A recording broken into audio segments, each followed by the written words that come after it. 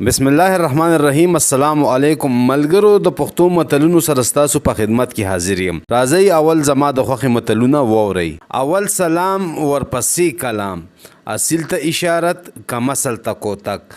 اول ځان دی بیا جهان دی او ویتادی د شیطان کار دی. بلا وا خو برکت یې نه و او وی پردی کټ ته نیم شپې وي. پنځه واړه ګوتې یو شان نه وي او وی پنځه واړه ګوتې په خوله مه منډه او وی په خپله کوڅه کې سپی هم ازمری وي.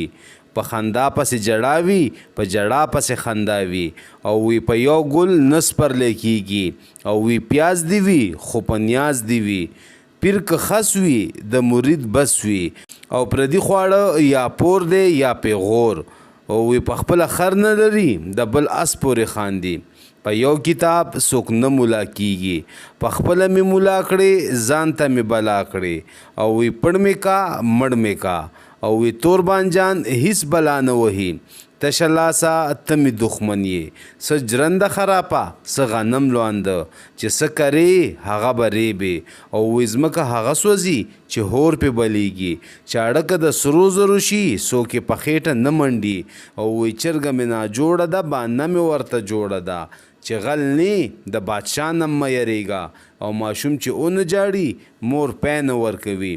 ډب سره ادب دی او وی خپل عمل د لارې مل دی. خپله خوله هم کلا ده هم بلا او وی خپل ځان دې ساته بل ته مه وایه چې غلا. د ضرورت په وخت خلق خر ته هم ماما وی او وی خر پلار کا مطلب پې بار کا او خټکی چې خټکی ته ګوري نو رنګ اخلي. د باران نه پټېدم د ناوې لاندې مې شپه شوه، د نن کار سبا ته مه پرېږده او د خوار ملا په اذان څوک کلمه هم نه وایي. دریاب د سپي په خوله نه مردارېږي او وی د نغري په غاړه ناسي او جنت غواړي او وی د پیښې نه تېښته نشته.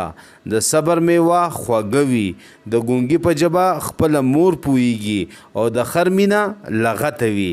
د بل په لاس مار هم مه وژنه او وی د زورورو به په لوړه خیږي.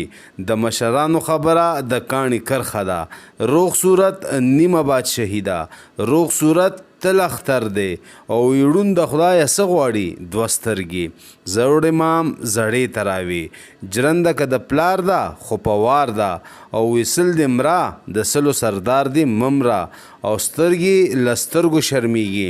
ستا خبره په ګل بدله، شرع ظاهر ګوري، عقل د بې عقلو نه زده کیږي او غر که لوړ دی خو په سر یې لار ده. په ډیرو کسابانو کې غوا مرداریږي، ګیله له خپله کیږي او وی ګوړه ګوړه وایه خوله به دې خوږیږي. ملګرو دا د نن متلونه ما تاسو سره شیر که په کامنټ کې راته خامخا د خپلې خوښې یو لا دوه متلې ولیکئ. اجازت غواړم